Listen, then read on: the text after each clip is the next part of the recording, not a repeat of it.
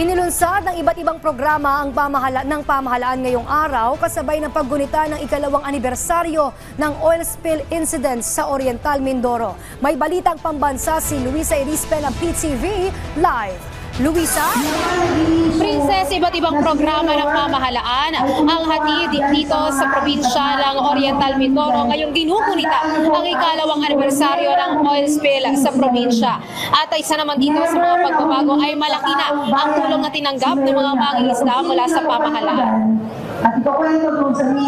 Bukod sa paglalagay ng bagong oil spill mark sa bayan ng Pola na lubhang natamaan ng oil spill, maraming programang inihanda ang LGU ng Oriental Mindoro ngayong araw.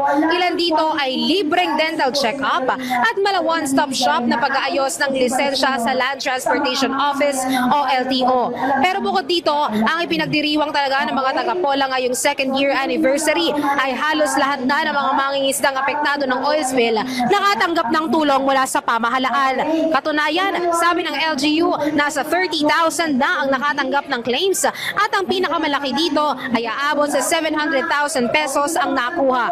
Tulad ni Tatay Rico, naaabot sa 143,000 ang natanggap na claims, katumbas ito nang hindi niya pagpalaot sa loob ng 4 na buwan dahil sa naging oil spill. Narito ang bahayag ni Tatay Rico.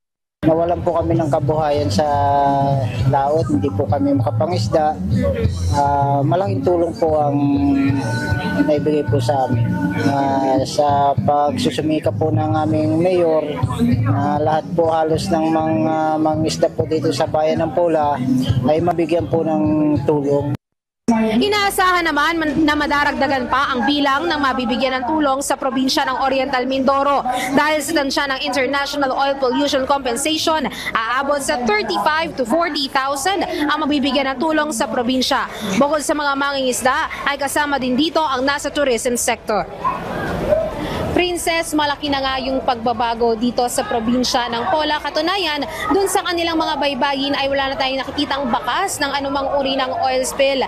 Sabi naman ng International Oil Pollution Compensation ay hanggang March 2026 pa sila magbibigay ng mga claims. Kaya naman dun sa ilang mga mangingisda na hanggang ngayon ay hindi pa nakakatanggap, kasama na rin yung mga vendors, ay asahan na tuloy-tuloy lang yung pagproseso ng mga kanilang claims para makatanggap ng tulong mula sa gobyerno. At yan ang muna ang latest. Balik muna sa iyo, Princess. Maraming salamat, Luisa Erispe.